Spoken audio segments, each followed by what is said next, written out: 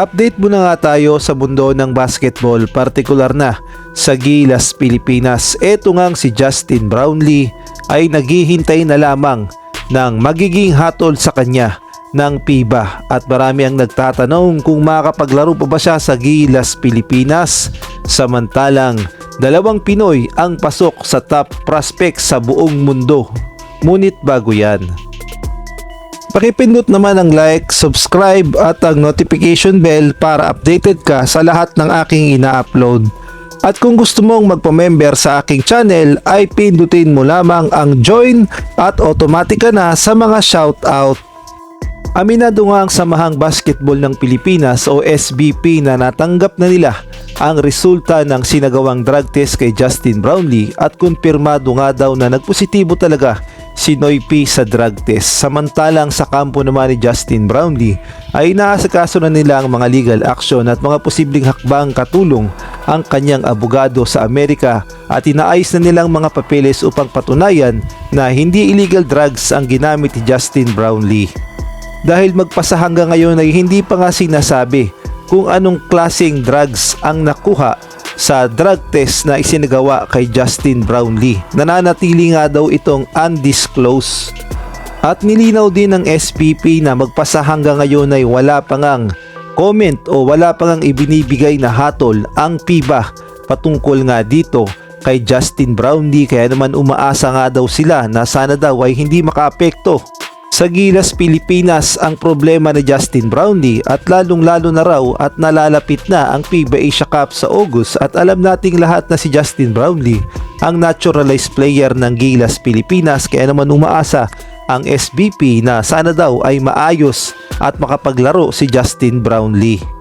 At kung atin ngang babalikan ay ganito rin ang naging problema noon ni Justin Brownlee way back 2023 Asian Games kung saan nagpositibo din siya sa isinagawang drug test sa kanya at ang nakuha ngang sample sa kanya ang tinatawag na carboxy THC na may kinalaman din sa cannabis o marijuana.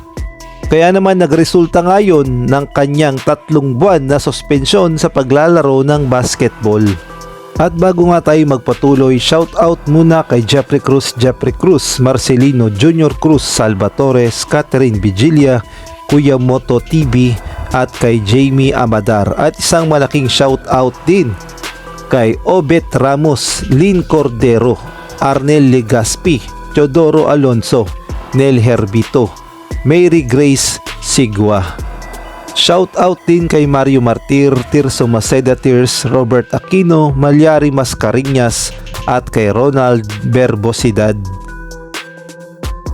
Sa ibang balita naman, 2 Pinoy ang pasok sa top prospect pools around the world sa pagitan ng Asia at Russia. Ito nga yung mga sports page at social media sa Amerika na nag-i-scout ng mga pinakamagagaling na players sa buong mundo at 2 Pinoy nga ang pumasok dito. At ang unang pumasok sa kanilang listahan ang anak ng NBA legend na si Ron Harper. Ito nga ang kanyang anak na si Dylan Harper na alam nating lahat na top prospect talaga sa Amerika at malaki talaga ang pag-asa nito na makapasok sa NBA at bukod pa doon ay proud Pinoy naman talaga ito at gustong-gusto niya rin makapaglaro sa Gilas, Pilipinas sa hinaharap. Pasok din sa listahan ng purong Pilipino na si Keeper Alas na alam nating lahat na naglaro na sa Batang Gilas, Pilipinas at napakaganda naman talaga ng kanyang ipinapakitang performance, kaya naman hindi talaga nakapagtataka na na-scout siya sa ibang bansa, partikular na sa Amerika, at naisama siya sa top prospect sa buong mundo at future is bright na rin para sa Gilas, Pilipinas at lalong-lalo na kapag nakapaglaro to sa Gilas, Pilipinas men.